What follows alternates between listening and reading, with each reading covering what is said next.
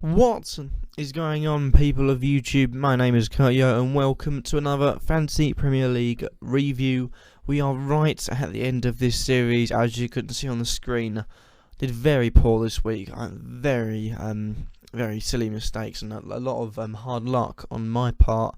But just quickly, soon, hopefully, I think hopefully today or tomorrow, I'll be starting up as you may well have seen, I've got a multiplayer Football Manager series, and I've also got a single player Football Manager series, which I hope once Fantasy Premier League leaves and goes for the summer, Football Manager will step in its place and take over. If you do want to see Football Manager, or if you do want to see or suggest what you want to see, write in the comments down below whether you want to see Football Manager or FIFA or whatever you want to see. Write in the comments down below. I'll be sure to take it on board. I want to do something to keep you all up to tune and up to date with my channel during the summer, to keep you on board ready for the starts of the season, which, to be honest, Fantasy Premier League wise, as soon as it starts up, you can start making videos, potential signings, where to look, transfer dealings and all that. But let's head straight into the review. This week was very poor. We had we had a bright spark in Benteke. The rest of the team was appalling, and it's depressing when you see a player like Krul getting 2 points, and when you go away as West Brom to Manchester United. When you go to West Brom, or when you go to Manchester United, pick up 17 points and he's on my bench. That is ridiculous. As well as that, you could have reduced Coleman and got Lescott in, so that's 6 points for him, 17 points for him, taking away the 2 for Krul. That's 21 points we've missed out on from them two players. Takes us up onto 62. That's a huge difference. And right now we're in 9th. 41 points was poor. I wasn't awake. Early morning starts and everything for the Hull City Arsenal game. And I saw that Sanchez did a double, so that immediately lifts everyone else's points up, just as when it was looking like a good team. We are still battling for top 8. We're joint on points with Nick United. We're just behind Giant O's. 7th is the most realistic target. I'd also say Yusuf Mesto, maybe we can grab. But besides that, we need a few huge weeks, really. And realistically, points-wise, a lot needs to change. I think I need to get ready for Gameweek 37, which is the last of the double game weeks for Arsenal and for Sunderland. Something tells me I won't be taking many Sunderland players with me for a double game week. But we're going to start making these changes as we're going to head on to the transfer page. We can't have a performance like that if we're going to get top 8. A lot needs to change, and we need to make sure we stay on top of the former charts. And so over the weekend, I noticed one thing. That was Sanchez got double.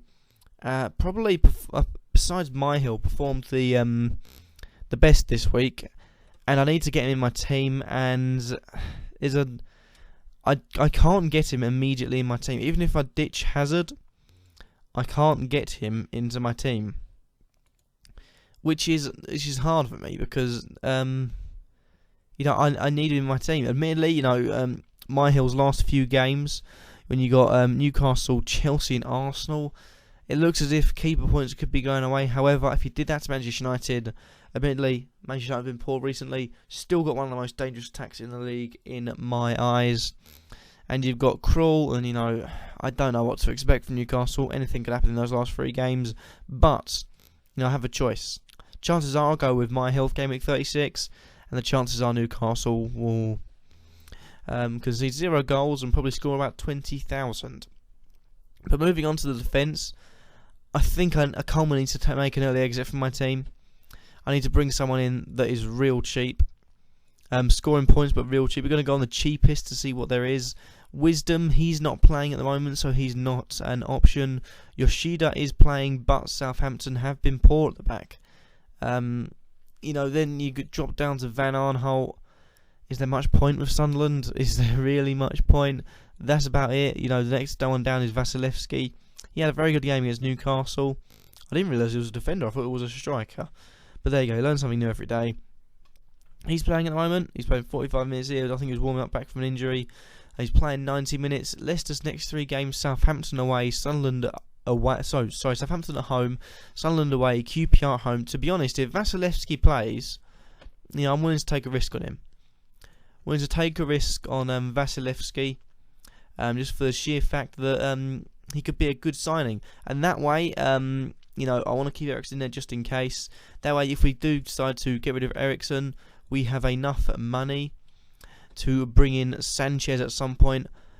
Who have Arsenal got? Is it worth the risk? Swansea away is a tough one.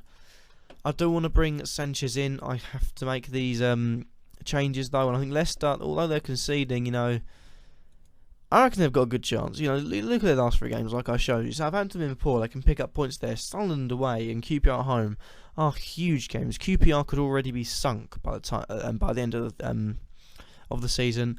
And looking at that, I'd say they're pretty much done for. QPR do need 3 wins out of their last 3 games now, and I can't see it happening. I really can't see it happening, unfortunately, and it is a shame that we can get up QPR's last 3 games. City away, then Newcastle home, Leicester away. If that City away had changed to something, for example, Sunderland at home, Sunderland away, or Hull, you can see those last 3 games, you can pick up points. Newcastle one, at the moment you could capitalise on their bad form. Sunderland, they maybe be easy to break down. And Leicester is a huge game. So unfortunately, QPR and Burnley, I'm pretty much resigned to them leaving. I believe Dyche will stay in charge. I hope Chris Ramsey gets a job on a permanent basis, because I like to see managers come through clubs. I don't like to see them just go down division. Right, we'll bring who's the best English manager we can get. We're gonna bring him in. I don't like that, because I like what Newcastle. I like what Norwich did. When I had a caretaker manager for the rest of their time in the Premier League, and they went down, and they took him on full time. He left because of his own personal reasons, but the big thing was he returned to his old role. Now they should give Chris Ramsey the opportunity to take the team forward. If he does a good job, then yeah. If it's not for him, he did brilliant in his last role. He should be allowed to just say, look, if things don't go well, and for example you do have to leave the job, you are always welcome back into your old role if you want it. Out of respect, I think QPR should give that to him, because he's not done a bad job. He's not done a bad job in QPR. You look at their recent games, it's not as if they're getting beaten easily. You look at the last few games, it was really tight against Liverpool. They're probably unlucky in that. They were unlucky against West Ham. They were unlucky against Chelsea. Unlucky against Villa. Played very well and played extremely well to win 4-1 against West Brom. Unlucky against Everton. Very unlucky against Palace. Unlucky against Spurs. Unlucky against Arsenal. Unlucky against Hull. There are so many games where they just weren't good enough. And I'll tell you one thing. Now we've got Vasilevsky in our team. You'll look at how Leicester, they weren't, they're just getting pips. They weren't good enough. They weren't good enough. Suddenly now they're picking up the points because they're winning here, winning here, winning here, winning here, winning here. They're playing good football, and for a majority of the Premier League, they were playing good football like QPR now, but aren't picking up the points. Now they pick up the points. QPR just haven't got to that level. It's not out of the question. It's not out of the question. City away is a massive game. That decides it. But they'll be pumped up. They know they've got nothing to lose. They're playing against a City side that has been poor. Let's not forget. So it's not as if they've got it's not as if they're fighting, against a team that is down there with them. They're fighting against a team that should beat them. So they've got nothing to lose. If they lose, then so be it. But if they manage to pull something out of the bag, then good on them. But I'm going to stick with these. Changes. I've rambled on long enough. I'm going to confirm these changes. Another -4. I don't like doing this. Don't know when they take it off or when they've taken it off. Whenever. I'm actually going to look on this, and I haven't taken it off yet. I'm assuming it'll go on from the next game week.